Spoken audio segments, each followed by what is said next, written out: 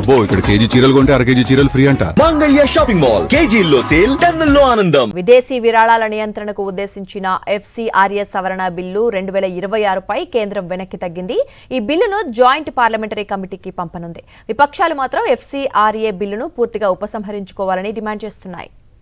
విదేశీ నిధుల స్వీకరణ, వినియోగాన్ని నియంత్రించే ఫారిన్ కంట్రిబ్యూషన్ రెగ్యులేషన్ యాక్ట్లో మార్పులకు ఉద్దేశించిన సవరణ బిల్లును మార్చి 25న లోక్సభలో ప్రభుత్వం ప్రవేశపెట్టింది. అయితే విపక్షాల తీవ్ర ఆందోళనల నేపథ్యంలో ఇప్పటి వరకు బిల్లుపై చర్చ జరగలేదు. వర్షాకాల సమావేశాలకు మరో 2 రోజులే మిగిలి ఉండటంతో బిల్లు భవితవ్యంపై సందిగ్ధత ఏర్పడింది. బిల్లుపై విపక్షాల అభ్యంతరాలను తగ్గించే ప్రయత్నాల్లో భాగంగా ప్రభుత్వం కీలక నిర్ణయం తీసుకుంది.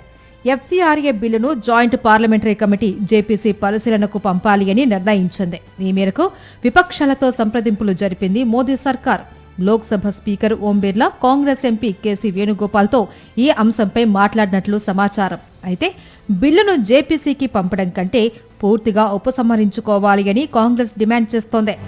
ఎఫ్సిఆర్ఏ బిల్లుపై ముఖ్యంగా క్రిస్టియన్ సంస్థలు, మైనారిటీ వర్గాల నుంచి తీవ్ర అభ్యంతరాలు వ్యక్తమవుతున్నాయి. బిల్లు అమల్లోకి వస్తే విదేశీ నిధులు పొందుతోన్న స్వచ్ఛంద, విద్య, సామాజిక సంస్థలపై ప్రభావం పడుతుందని వారు ఆందోళన వ్యక్తం చేస్తున్నారు. మిజోరం, నాగాలాండ్ ముఖ్యమంత్రులు కేంద్ర హోంమంత్రి అమిత్ షాకు తమ ఆందోళనలు స్వయంగా తెలియజేశారు. అయితే ప్రభుత్వం మాత్రం ఈ సవరణలు ఏ ఒక్క మతాన్ని లేదా వర్గాన్ని లక్ష్యంగా చేసుకున్నవి కావు అని స్పష్టం చేస్తోంది. ఫారిన్ ఫండ్స్ పేరుతో దేశీయ వ్యవహారాలలో విదేశీ ప్రభావం పెరగకుండా నియంత్రించడమే బిల్లు ప్రధాన ఉద్దేశమని కేంద్రం చెబుతుంది.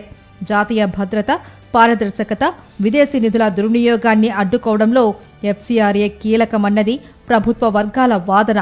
మరోవైపు అధికారాలను విస్తృతం చేసే నిబంధనలు స్వచ్ఛంద సంస్థల స్వయం ప్రతిపత్తిని దెబ్బతీస్తాయని విపక్షాలు, మైనారిటీ సంస్థలు ఆందోళన వ్యక్తం చేస్తున్నాయి. తమిళనాడు అసెంబ్లీ సైతం ఎఫ్సిఆర్ఏ బిల్లును వ్యతిరేకిస్తూ తీర్మానం ఆమోదించింది. మరిన్ని అప్డేట్స్ కోసం ఛానల్ ను సబ్స్క్రైబ్ చేయండి. నోటిఫికేషన్స్ కోసం బెల్ ఐకాన్ పై క్లిక్ చేయండి.